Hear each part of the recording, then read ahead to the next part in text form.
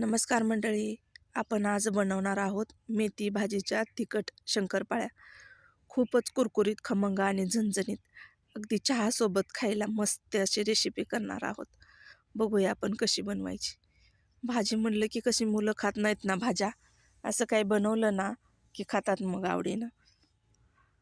भाजी घेतल्या तर भाज्यांचं सीझन चालू आहे, ताज्या ताज्या भाज्या मिळतात. आपल्याच रानातले बरं का भाज्या आणि कोथिंबीर.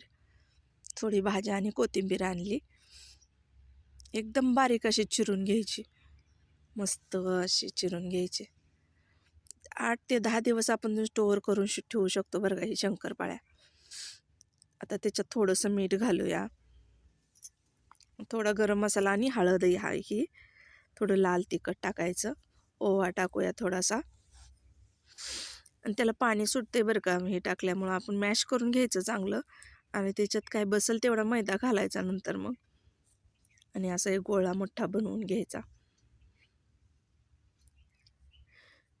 मेथीच्या भाजीचे केलेत बरं का ह्या, त्यामुळे थोड्याशा कडवट लागतात काही.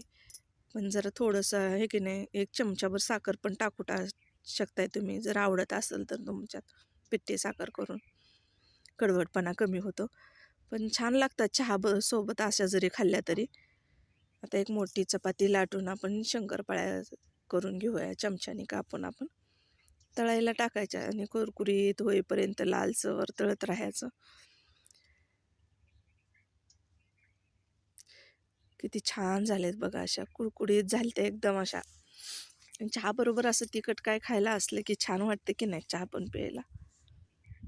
भाजी खाते का आता कोण? कच्ची भाज्या पहिल्या खायची लोक असे, जेवतानाही. आता नाही ना कोण खात, म्हणून ही रेसिपी करायची मुलांसाठी आणि द्यायची आधीमध्ये डब्याला खायला, चहासोबत खायला, आणि आपण पण खाऊ शकतोय की.